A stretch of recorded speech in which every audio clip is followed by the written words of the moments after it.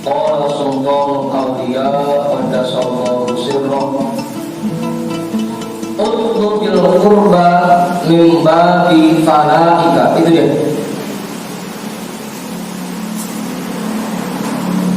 Utlubil qurba min babi fanaika. Kejarlah, carilah rasa dekat dengan Allah mimba bifanaika, dari pintu fanamu.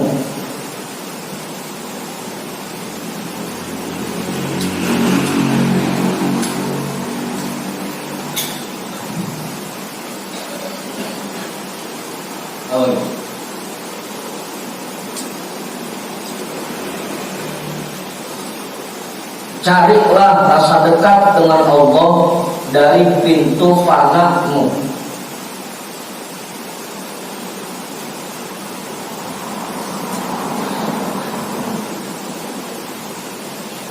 Dari apa baru? Tidak. Bahaya dari situ. Khusus sendiri paham. Belum.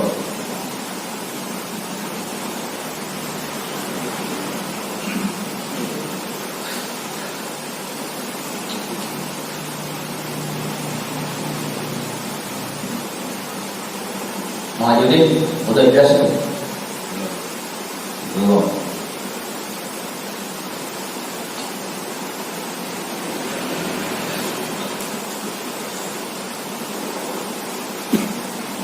Kalau kita ingin mendekatkan diri kita kepada Allah, langkahnya, salah satu langkahnya yaitu jadikan diri kita ini fana. Jadikan diri kita ini fana.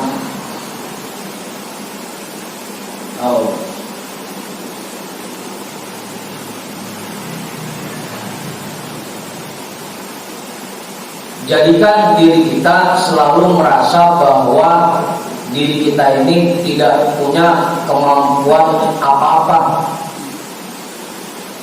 Tanamkan pada diri kita bahwa kita ini nggak bisa apa-apa, nggak punya kebisaan sedikit pun.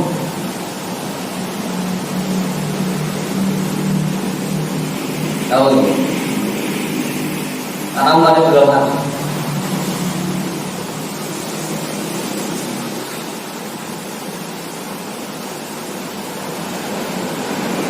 Kalau kita masih bisa, kalau kita masih merasa bisa, masih merasa mampu, masih merasa punya kebolehan, itu masih jauh dari Allah.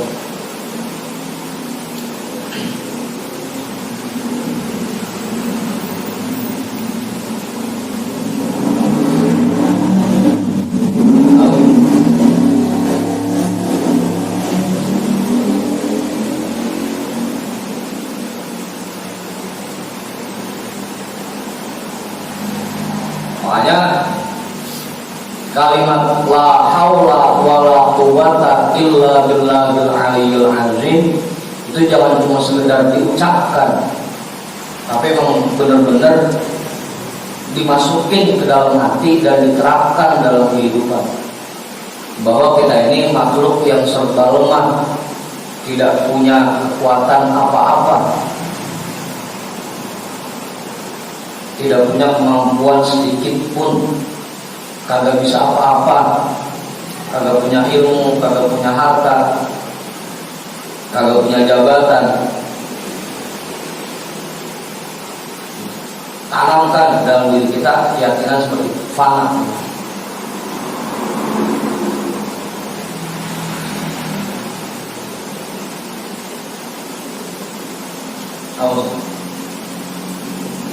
Yang paling penting itu kan fana ada tiga, ada fana fidzat, ada fana fis sifat, ada fana fil af'al.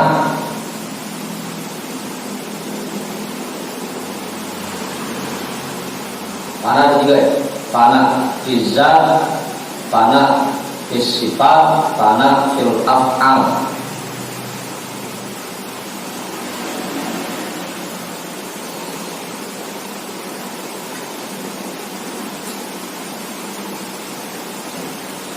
Fana fi zat artinya kita meyakini bahwa kita ini sebenarnya tidak bernilai. Kita ini sebenarnya nggak ada. Oh, badan kita ini sebenarnya nggak bernilai. Sama dengan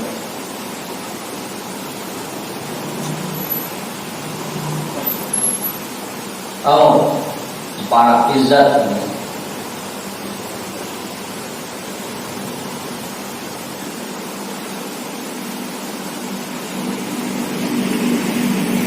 Makanya karena merasa bahwa diri kita ini tidak bernilai, tidak ada, nggak pernah muncul perasaan ingin dihormati, ingin dihargai, nggak pernah muncul rasa itu.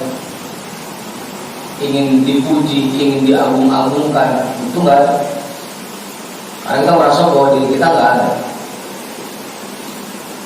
Apa ya?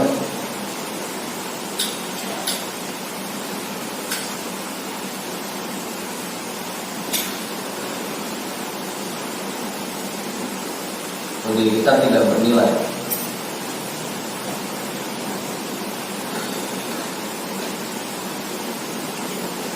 Fanatizat, masa bahwa diri kita tidak. Yang kedua, fanatis sifat.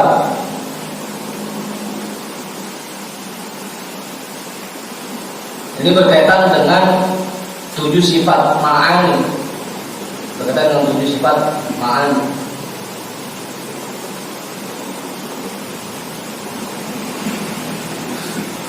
Apa 7 sifat ma'ani?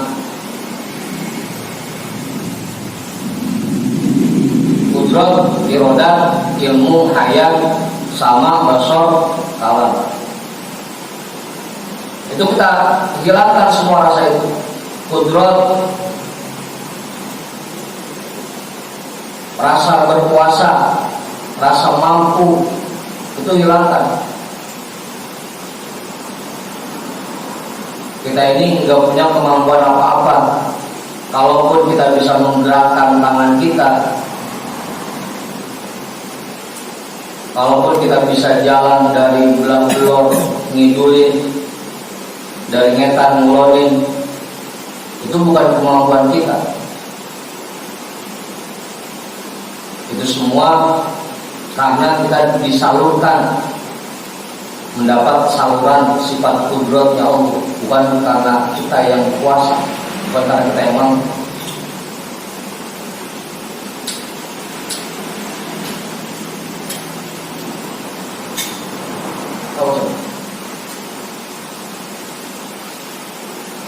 Mang Sidik bisa nyampe ke majlis pada malam Jumat ini, itu bukan karena kemampuan dia, tapi karena memang Allah yang nyampe, Allah yang menyampaikan dia sini. Bang Ipul bisa baca dustur, itu bukan karena ilmunya dia, tapi memang diberikan oleh Allah ilmu. Makanya begitu dikasih lupa, ya lupa.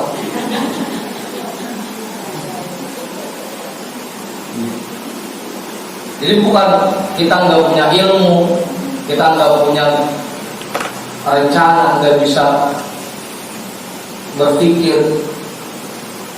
Karena semua itu hanya disalurkan dari ilmunya Allah, disalurkan dari irodahnya Allah.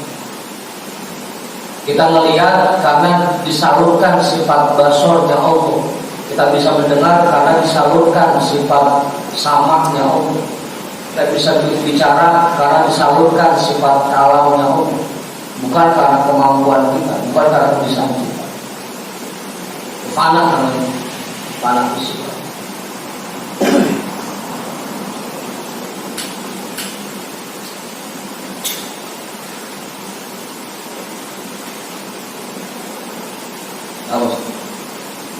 Saya juga begitu.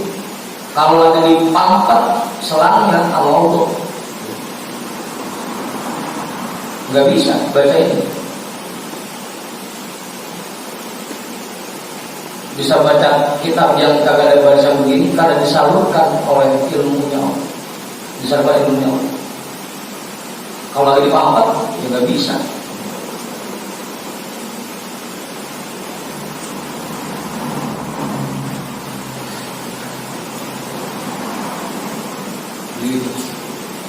Tanamkan itu dalam hati bahwa kita ini tidak punya kemampuan apa-apa. La haula wala quwwata illa billah.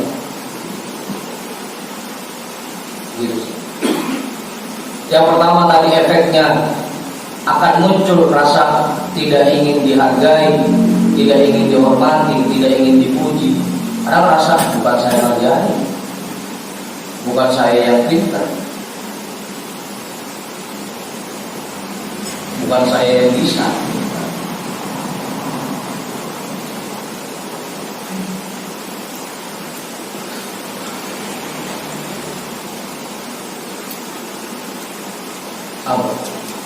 Yang biasanya orang-orang punya sifat sombong itu kan karena merasa bisa.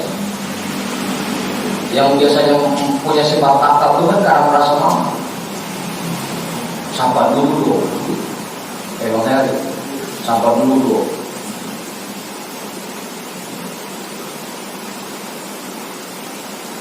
Awal.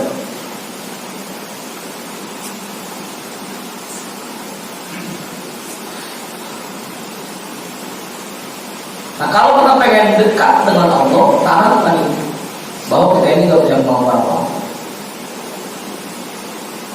Makanya karena kita merasa bahwa kita tidak punya kemampuan apa-apa, ngapain aja selalu dikaitkan dengan Allah.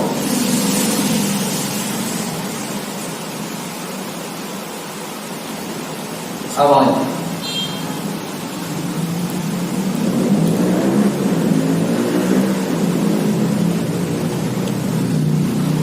apa aja selalu dikaitkan dengan Allah.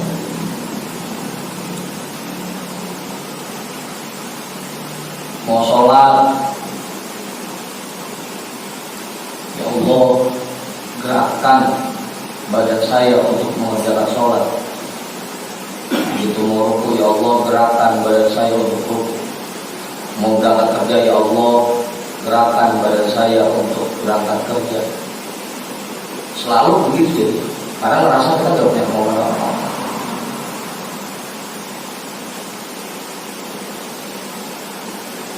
Dan lagi timbulnya kagak gampang nyalahin orang, kagak gampang emosian.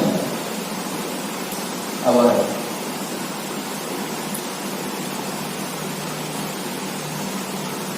Karena saya yakin orang itu pun yang berbuat kurang baik sama kita bukan kemauan dia, bukan kebisaan dia, bukan kemampuan dia, memang digerakkan oleh Allah. Apa? Dulu dia kasih contoh begitu. Pagi-pagi baru melek mata, dia omelin begini. Pagi-pagi lagi dia omelin sama Allah.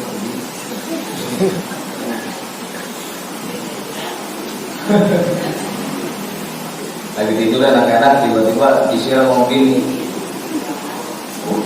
Pagi-pagi disiram sama Allah. Jadi kan marah, nggak jadi gak emosi. Karena dia sendiri pun bukan kemampuan dia pun digerakkan oleh Allah.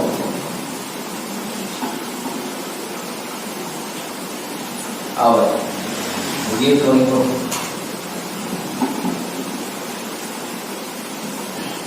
Selain kitanya tidak merasa sombong dan tidak ingin dihormati, dihargai karena kita tidak punya kemampuan apa-apa.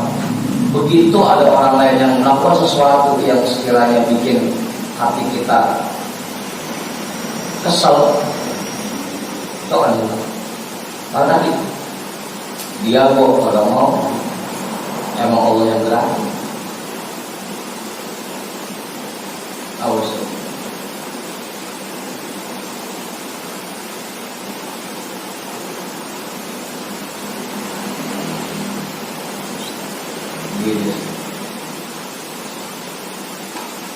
Itu caranya. Kalau pengen dekat dengan Allah, terapkan sifat fana pada diri.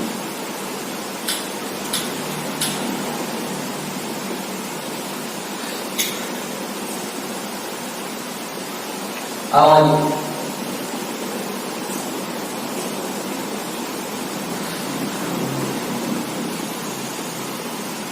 selama kita masih merasa bisa, masih merasa mampu, berarti kita masih jauh.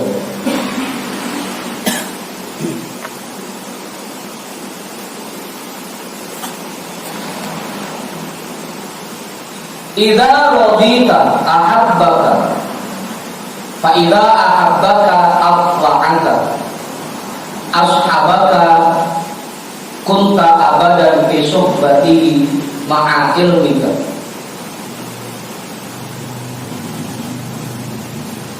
wal abidu tashabuhu bi ibadati.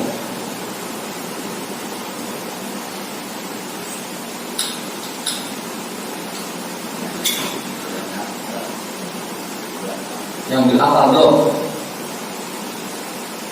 Ya tadi itu kita yakini bahwa gerakan sekecil apapun yang terlahir dari badan kita yakini bahwa itu Allah yang menggerakkan, bukan karena kita yang mau bergerak.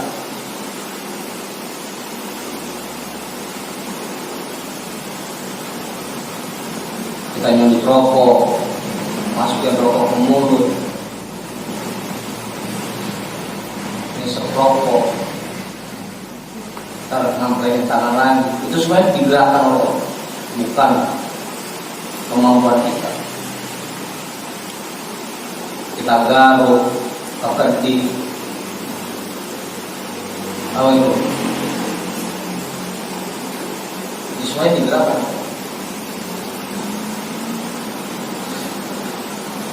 Sampai kelopak mata pun itu digerakkan oleh Allah. Makanya kalau ada yang tidur pas lagi ngaji, jangan dia orang. Dia emang lagi digerakkan oleh Allah. Awal.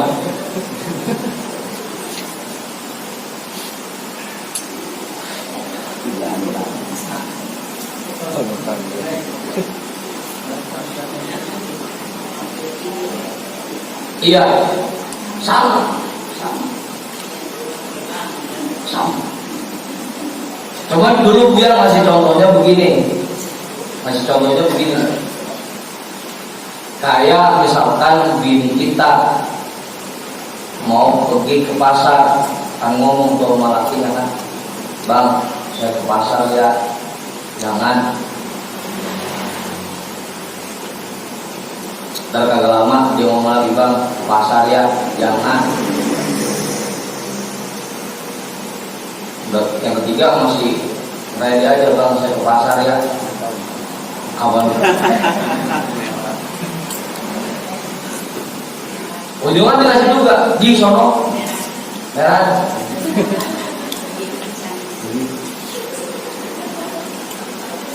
Dikasih tetap. Gerakannya dikasih, kekuatan untuk melakukan maksiat dikasih. Cuma sambil dimuka jadi. Gerakannya dikasih, kekuatannya dikasih. Ya Allah, saya pengen anu ya, jangan, itu dilarang.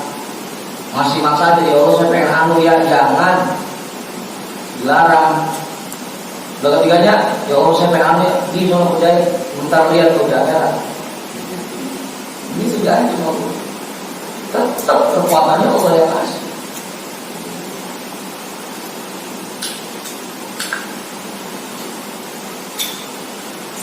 Begitu. Makanya ada hisab di situ namanya. Ada hisab. Karena dulu kekuatan yang Allah berikan buat kita bukan kita gunakan untuk bersyukur, bukan kita gunakan buat ibadah, malah kita gunakan buat maksiat.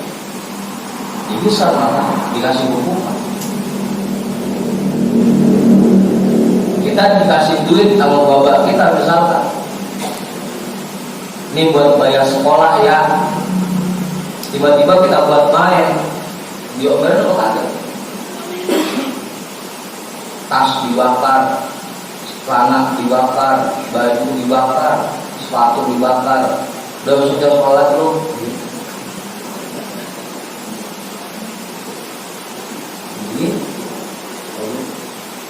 dikasih mah dikasih, kekuatannya dikasih. Karena kita maksain, dikasih kekuatan. Terus sambil diancam, ntar awas, tahu 834.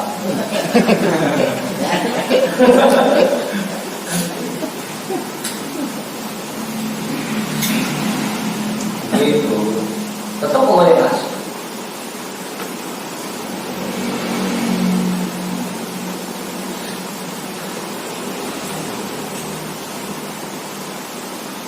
Itu namanya panah bil afham.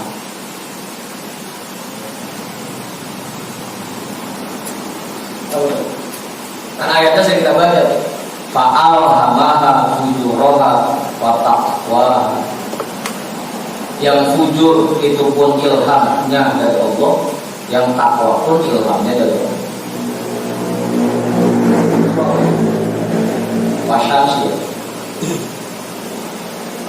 Wasyamsi wa duhaha wal qamari idza talaha terus wan nahari idza jallaha wal laili idza yaghshaha was samai wa banaha wal ardi wa ma tahaha wa nafsi wa ma sawwaha fa'alhamaha fujuraha wa taqwa.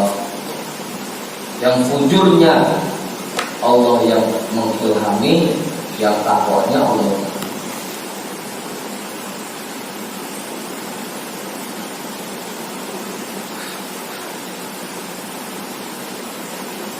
Udah, jadi begitu. Allah.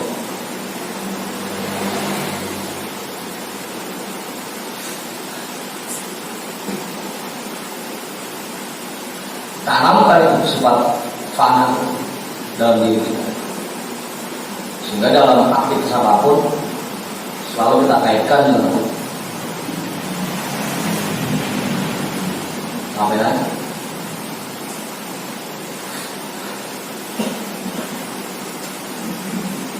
Halo, maju ini ngapain tak?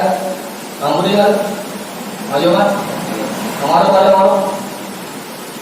Baik, makanya sering kita tuh ngomong begitu, ya namanya manusia cuma sekedar bisa rencana. Kamu bukan kita yang menentukan.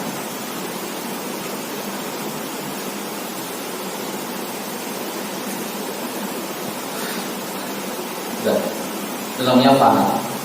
Kalau kita pengen dekat dengan Allah, tanamkan sifat fana dalam diri kita. Artinya kita tidak merasa bahwa kita punya kemampuan sedikit pun.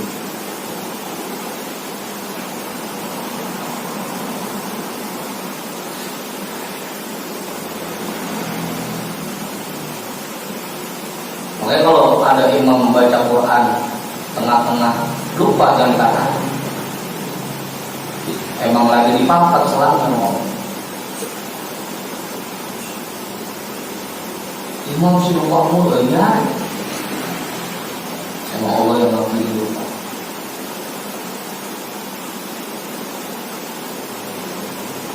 Awal Bang Haris lupa ya. Emang Allah yang timbul.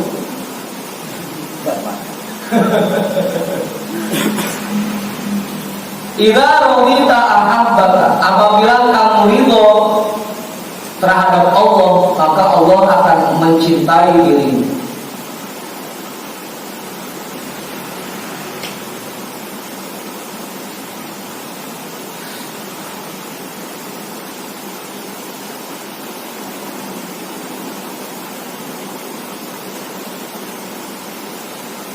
Karena kita fana, merasa tidak punya kemampuan apa-apa, diatur apa aja sama Allah mau, oke, nurutin apa yang ditetapkan oleh Allah, nerimain tentuan Allah, Allah akan cinta kepada kita.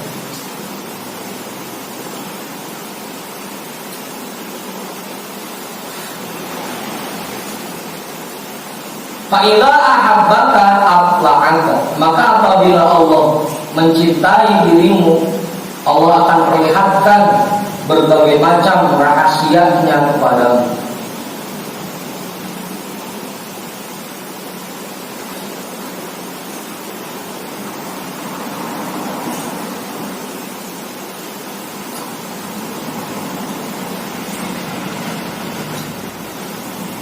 Awal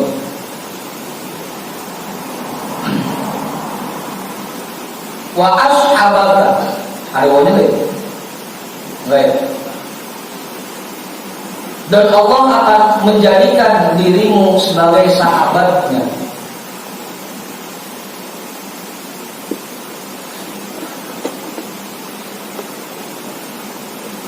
Kamu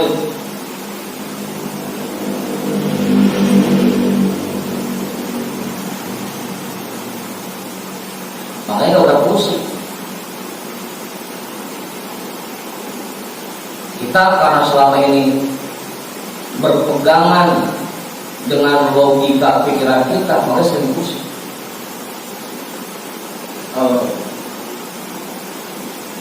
Kalau dalam semua hal dikembalikan kepada Allah, gak usah pusing. Membangun biayanya berapa? 9M. Duit amat, ngapain pusing? Terus Allah semua. Apa bang? Besok mau hajatan, belum bisa. Ya, jangan salah Allah. Ngapain pusing? Apa ini?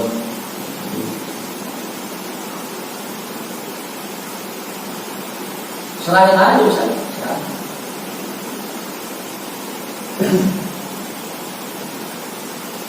Yang bikin selama ini kita sering pusing karena belum mengembalikan semuanya kepada Allah. Masih bergantung dengan kemampuan dan usaha kita. Itu yang bikin pusing.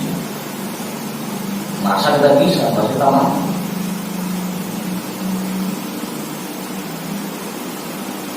Apa itu? Bang Hendrik karena jualannya tidak bergantung pada Allah, ngandelin logika dia sendiri, pusing.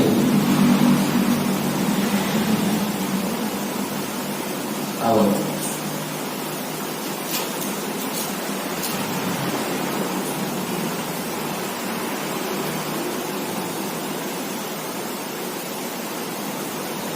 Kunta abadan fi suhbatihi ma'a ilmika. Kamu akan selamanya bersahabat dengan Allah bersama ilmumu.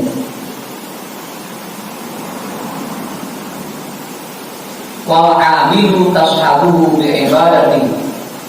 Dan tukang ibadah dan para abid, orang yang rajin ibadah, selamanya bersahabat dengan Allah dengan ibadahnya.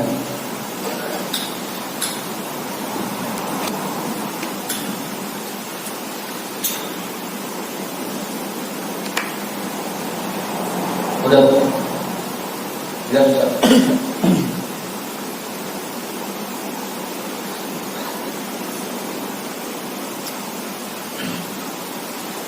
Enak mana ini? Enak mana?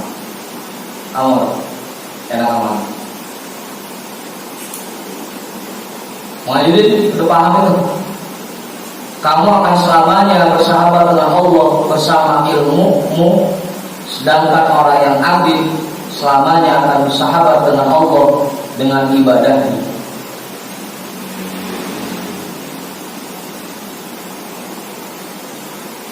Apa? Paham? Belum.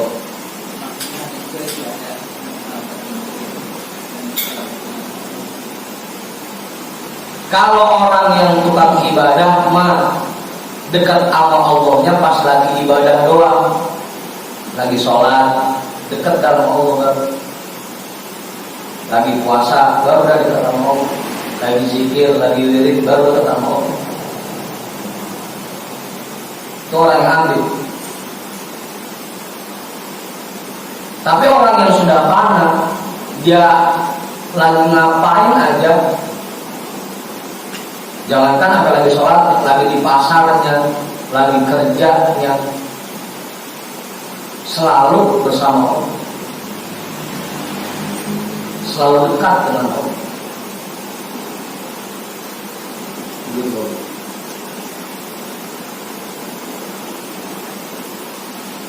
Kalau kita kan masih begitu, kalau di sholat rasanya lagi dekat buat Allah. Ntar begitu sholat, udah lepas lagi aja. Tapi kalau orang yang sudah fana, apapun aktivitas yang dia kerjakan selalu ingat kepada Allah dan selalu dekat dengan Allah.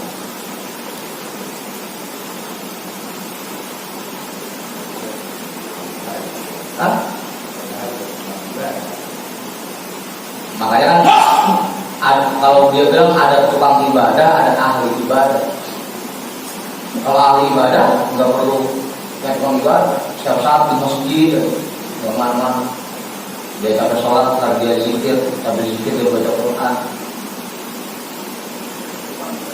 Tukang ibadah.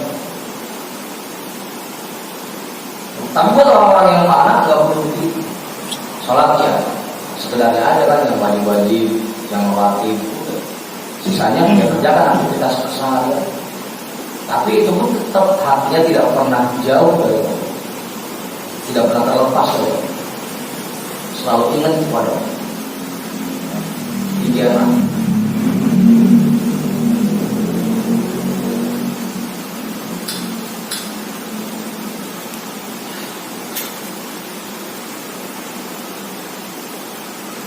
Ini baru itu.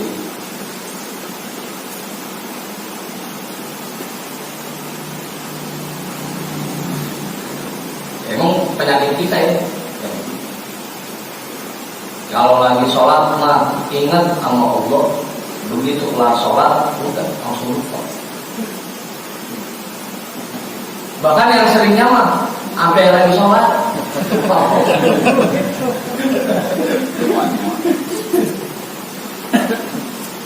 Kali kalau ahli ibadah mah, tukang ibadah mah, pas lagi sholat minimal dia ingat sama Allah, meskipun kan pas sholat lupa lagi. Cuma kita ambil lagi sholat lupa Allah. Ambil lagi zikir lupa.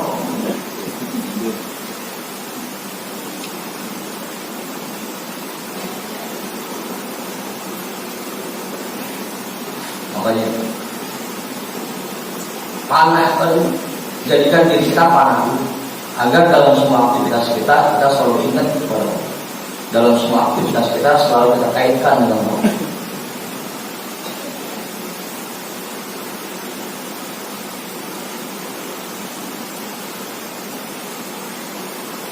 Baru ada bahasan yang kemarin bahwa ma'rifatmu dan rasa cintamu bagaikan gesper yang ada di pinggang. Kemanapun kita melangkah, dia selalu ada bersama kita. Tahu deh, selalu dikaitkan. Ngapain aja selalu dikaitkan dengan Allah. Allah.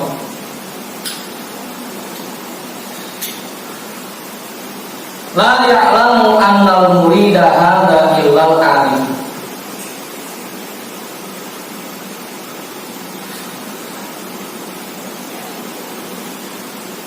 Tidak ada satu orang pun yang tahu bahwa inilah yang Allah inginkan kecuali orang-orang arif.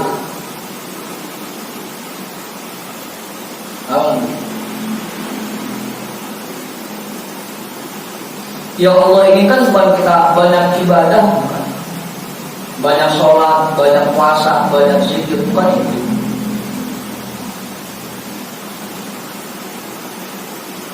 Yang Allah inginkan bagaimana caranya dalam semua aktivitas yang kita kerjakan selalu kita kaitkan dengan Allah. Itu yang Allah inginkan.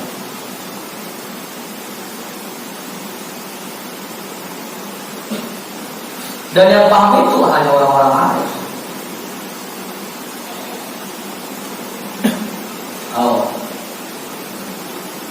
La ya'lamu annal murida hadza illal alim. Tidak ada satu orang pun yang tahu bahwa inilah yang Allah inginkan kecuali orang-orang arif. Jadi yang dinilai bukan rajin ibadah, yang dinilai bukan banyak zikir, Tapi yang dinilai tadi seberapa banyak dia ingat kepada Allah dalam aktivitas. Itu yang dinilai.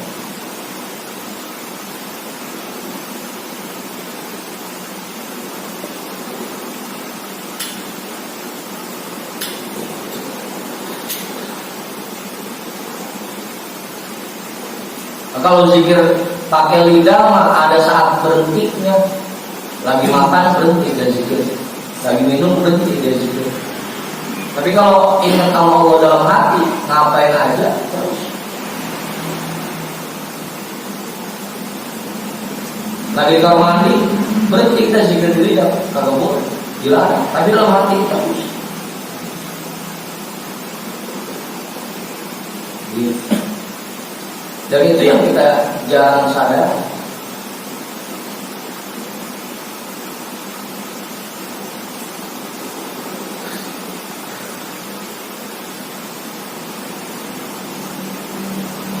Awal.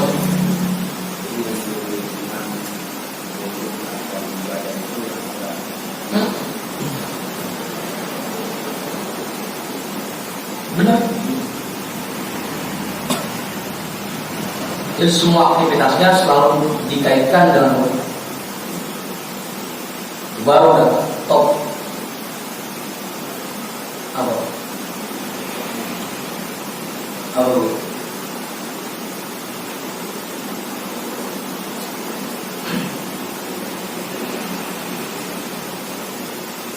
Apa dulu?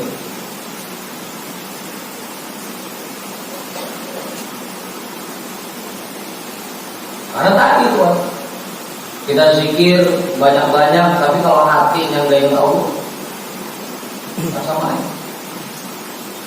Mendingan zikir banyak, tapi hati nggak Allah. Oh ya, ntar tinggal zikir dikit lagi, ada banyak juga. Begitu.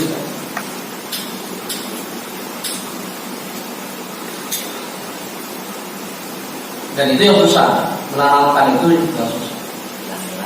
Hilang-hilang. Makanya perlu dilatih.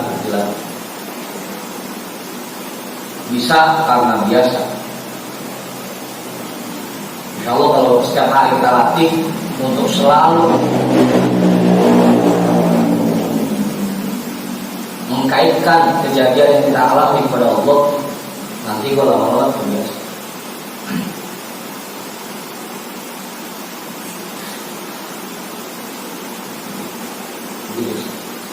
Dilatih agar betul-betul tertanam sifat fana dalam hati. Anta musakhkharun lahu, kamu ditundukkan untuknya.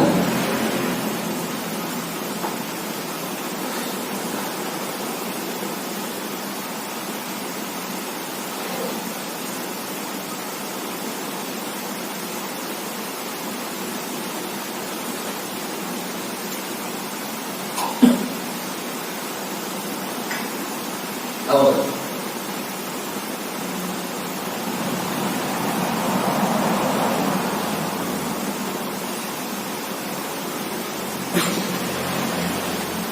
Udah paham? Hah? Kepada Allah, untuk Allah.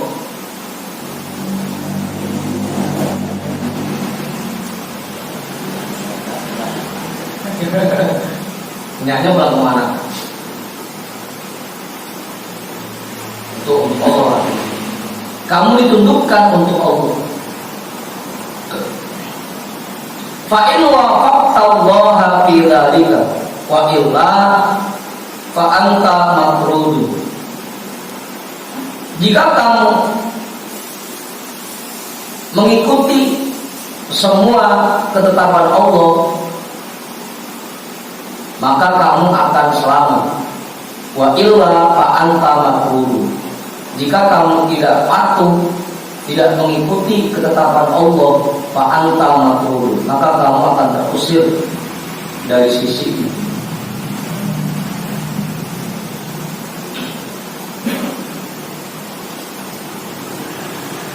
kita ini diciptakan oleh Allah untuk tunduk kepada semua aturan. Kalau kita ikutin semua aturan Allah, insya Allah kita selamat. Kalau kita tentang, kita melawan aturan Allah, maka kita akan diusir.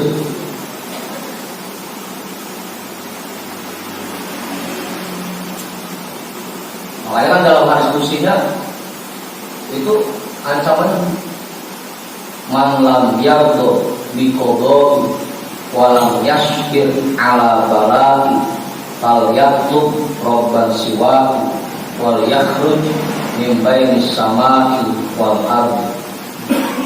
Siapa orang yang tidak menerima ketetapanku dan tidak bersabar atas bala yang aku berikan, silahkan cari Tuhan selain aku, dan silahkan keluar dari langitku dan bumiku. Yang mana?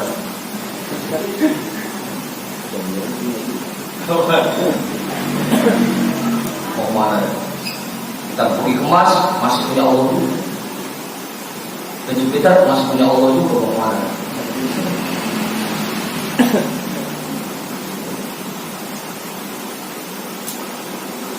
Karena kita diciptakan ini untuk patuh kepada Allah. Siapa yang tidak mau patuh, fa'anta matrud, maka kamu terusir.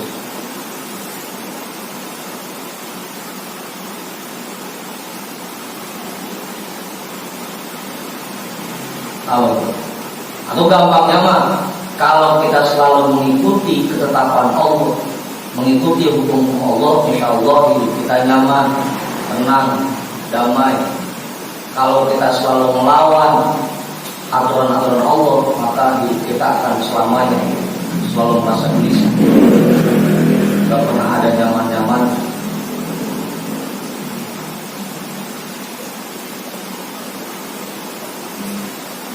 Fa'anta matrud, maka kamu akan terusir.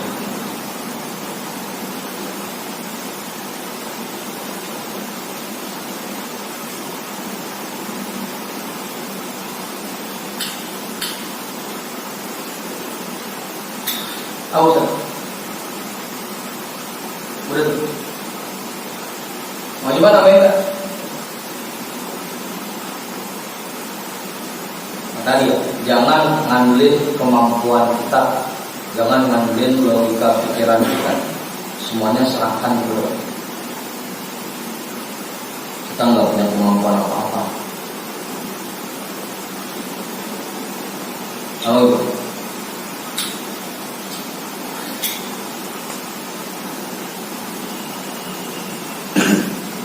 kadang kalau kata Buya mah, kita ini bukan diatur sama Allah, tapi kita pengennya ngatur Allah. Apa? Bahkan dalam menerima nikmat pun kita pengennya kita yang ngatur Allah. Apa sih? Lebih baik.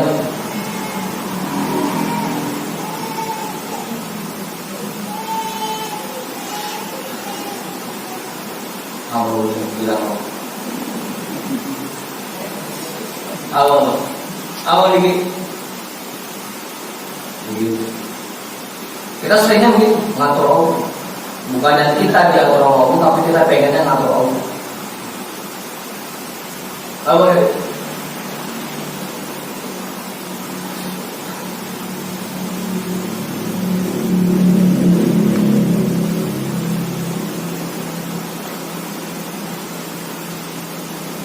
terus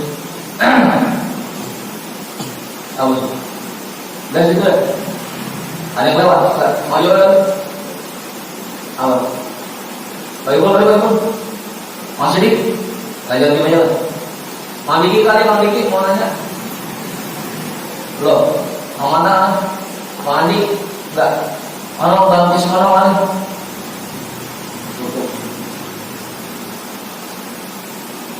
kunna namshi khalfahu wa nahnu kalnarratu linastafida minhum kalimatid dukhuli. Dulu kami berjalan di belakang mereka, para wali. Wa nahnu kalnarratu, dan kami bagaikan seekor semut. linastafida minhum kalimatid dukhul, agar kami mendapatkan anugerah dari mereka dengan menerima kalimat-kalimat dukhul, dengan dipersilahkan masuk ke hadirat Allah. Kalimat dukhul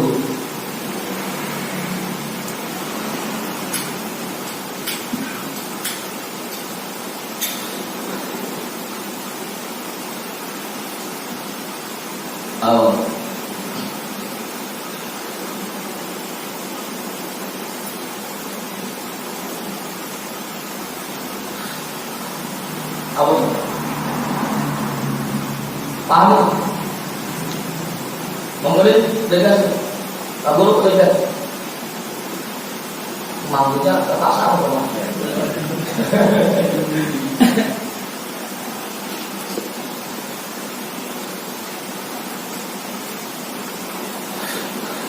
Kan begitu katanya. Kalau pengen kaya, ikutin, deketin orang-orang yang kaya. Kalau pengen sukses, ikutin, deketin orang-orang sukses. Kan gitu. Kalau kita pengen bisa masuk, bisa berada di dekat Allah, ikutin perjalanan orang-orang yang sudah ada di dekat Allah. Kunna namshi khalfahu, kami selalu berjalan di belakang mereka, ngintilin aja. Linastafida minhum kalimatid dukhul, agar kami mendapatkan kalimatid dukhul, agar kami dipersilakan masuk.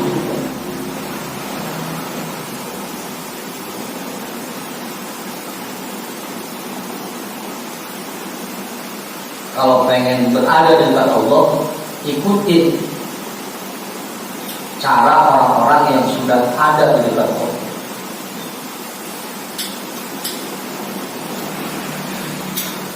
Makanya dalam segala hal orang dalam itu penting. Orang dalam.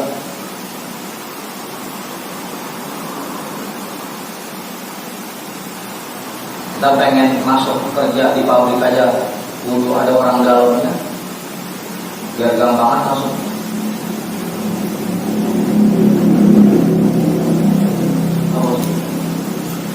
Apalagi untuk mendekatkan diri kepada Allah, kudu punya orang dalam.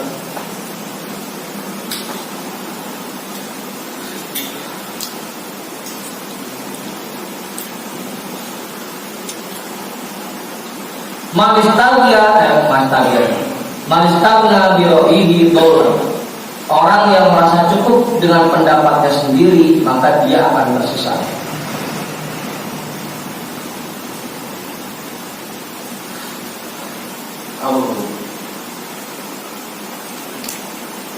Hah?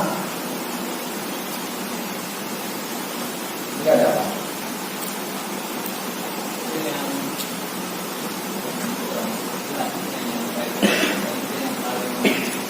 Kenapa?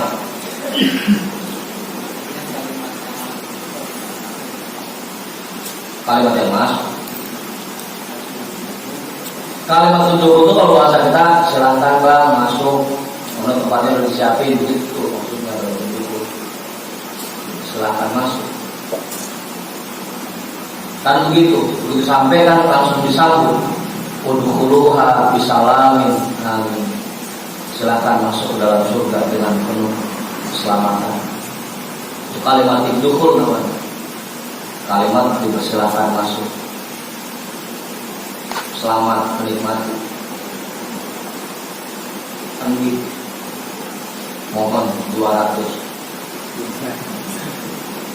Yang lupa dalam gitu ya. Selamat menikmati terus ada lagi. Mohon 200.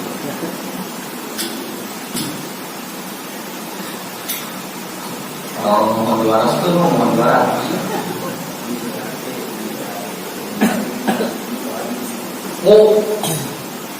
Mau wajib lagi.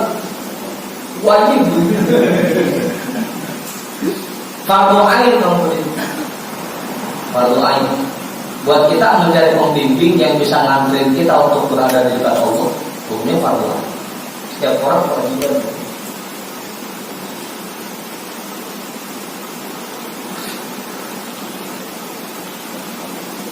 Dikoreksi. Apa aja sekarang penting koreksi.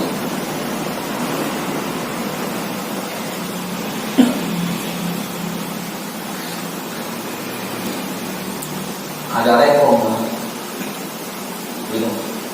penting memang penting.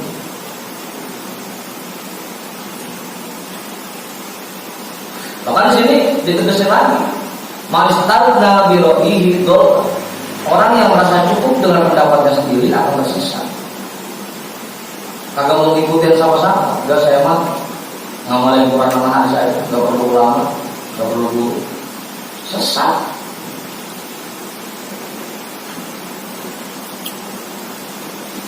Nah dalam kitab Muqalah hadis dulu dia pernah baca itu al-hazmu an yushawiro daroin an tushawiro daroin tumma tuti'an. Hazmu itu kesuksesan itu antusyawiro daroin, kamu bermusyawarah dengan orang yang punya pengalaman, tumma tuti'amu, kemudian kamu patuhi nasihat-nasihat.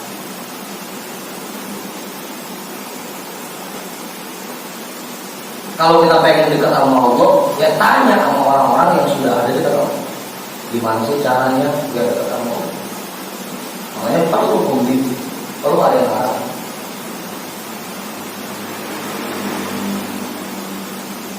Gitu. Penting, fardu ain dari pembimbing.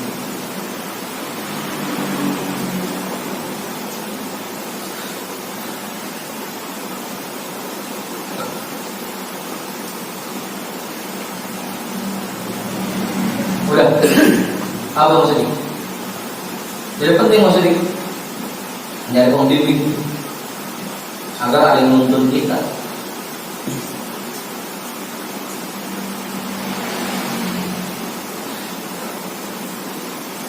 Kalau ibaratnya kayak gerbong kereta, selama gerbongnya masih nyantel, insya Allah kemanapun palanya berangkat, buntutnya pasti ngikut. Yang penting gerbongnya masih nyampe. Makanya kita ikutin aja. Ikutin orang-orang yang sudah di dekat Allah. Kalau untuk mengetahui gerbongnya nyampe atau enggak sampai salah. kalau kita lagi ngacak mengaji, kalau lagi ngacak, hidung kita gede, pasti yang tertampil di kaca gede. Kepala kita goden, pasti yang tertampil di kaca goden. Apa goden?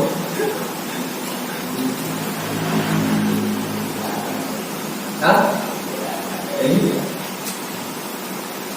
Kalau emang Bang Heri yang ngaca, pasti yang tertampil di kacanya puluh, nggak bakal. Abang. Hah? Iya, kalau yang ngaca gemuk terus yang tertampil puluh, berarti kacanya bohong. Agak anggur. Ciri-ciri gerbongnya nyampe ya gampang. Kita lihat guru kita dulu semasa hidupnya apa aja yang terjadi.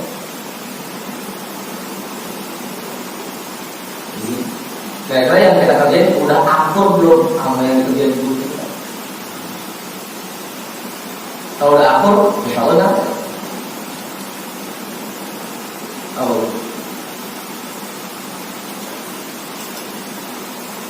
Oh, begitu.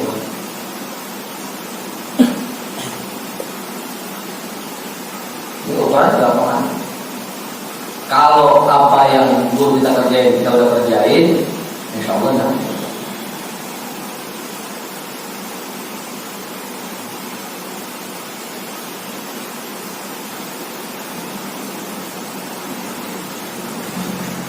Karena itu tadi kayak cermin, guru itu cerminan murid. nggak bakal beda.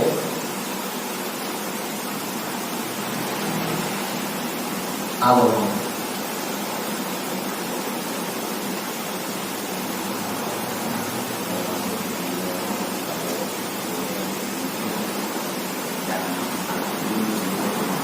Hah?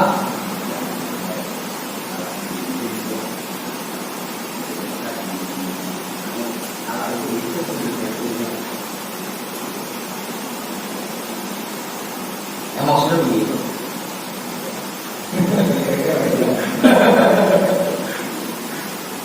Lah iya kan, kayak Buya, apa yang diajarkan oleh Abah Anom beliau terapkan sama kan, sehingga nyantel. Abah Anom apa yang dikerjakan ngikutin cara yang diajarkan Abah Sepuh kan gitu, biar nyambung. Abah Sepuh ngikutin apa yang diajarkan oleh Syekh Tolha, Syekh Tolha ngikutin apa yang diajarkan oleh Syekh Ahmad Khatib Syambas.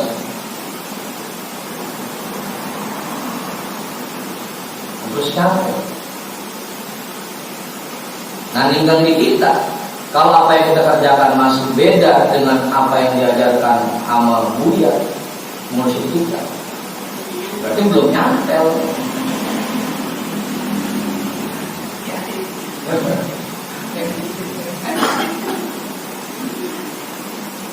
Minimal kan, minimal kalaupun belum bisa semuanya 10% mau kita jalanin dan 10%. Wa'mal walau bil usyri zakat.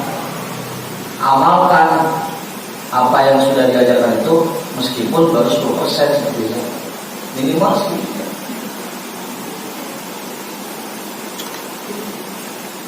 Gitu. Ya kalau misalkan ntar kita kadang-kadang lagi ingat, kita ikutin apa yang guru ajarin, ntar lupa, kita gak kerjain, tapi itu ntar nyantel, ntar lepas lagi, ntar nyantel.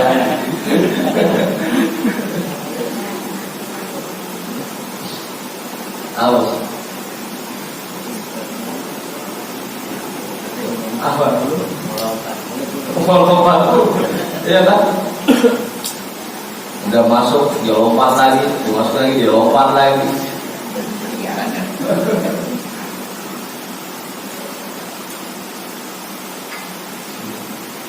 Paling gampang ukuran kira-kira apa yang kita kerjain udah sama belum sama yang musim kita kerjain. Itu ukuran gampang. Kalau pengen nyantel atau enggak.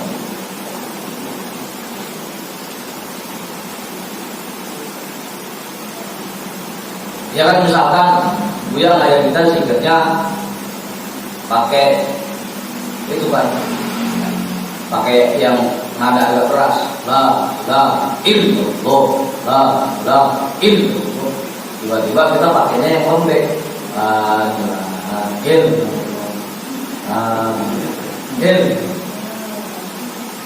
Itu kan udah kagak sama.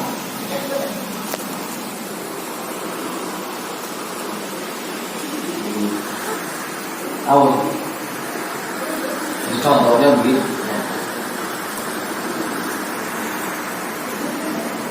Ya banyak sih Pak. Kalau kita emang pengen nyantel, ya ikutin aja. Apa yang diajarkan oleh musyid kita, ya itu. Sepak terjang beliau, perjalanan beliau, kita itu. Itulah kenapa disebutnya thoriqah, perjalanan. Artinya kita mengikuti perjalanan hidup guru-guru kita. Makanya disebutnya bagaikan sebuah mata rantai. Yang namanya mata rantai semuanya akur. Oh itu, melihat rantai motor akur semua kalau bentuknya akur. Akur. Nah, kalau ada yang beda dikit, nyangkut becok.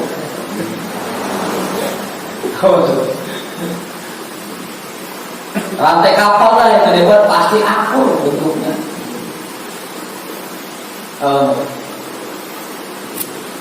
Pasti akur.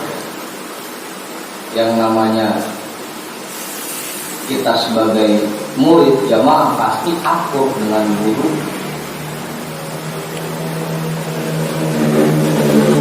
Udah, jadi gitu. Tuh, gampangnya gitu aja. Kalau pengen ngukur diri kita kira-kira udah nyampe atau belum. Ya minimal kan kalau gue dulu nyobainnya, meskipun kita repot, tapi minimal masih sama-sama timun, masih ke bawah dulu. Kalau misalkan yang di Karang Timun kita yang jadi rambutan ya kayak gitu. Tahu itu? Beda warna. Iya, beda.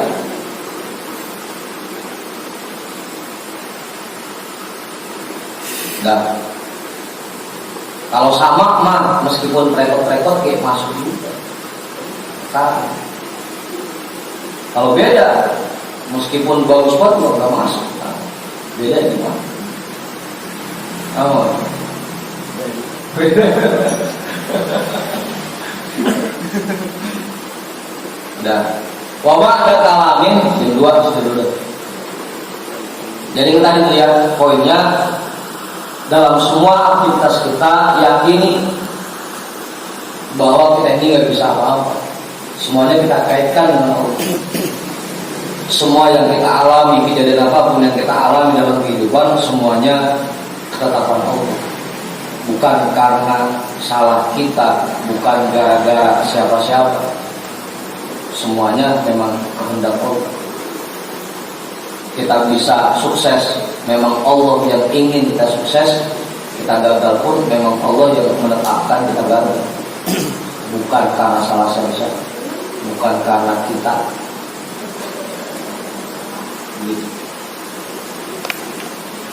Awal kita gemuk, memang Allah yang ingin kita gemuk. Kita kurus, memang Allah yang ingin kita kurus.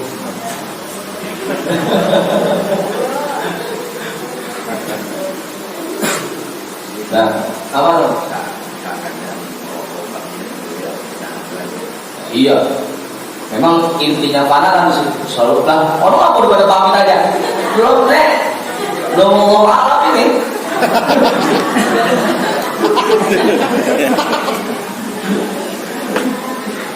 Memang intinya situ musyahadah dan muraqabah diterapkan aja. Musyahadah merasa bahwa semua yang kita alami ini memang atraksi Allah kalau bahasa biarnya. Muraqabahnya kita selalu merasa diawasi oleh Allah. Wa ba'da kalamin wallahu a'lam bishawab.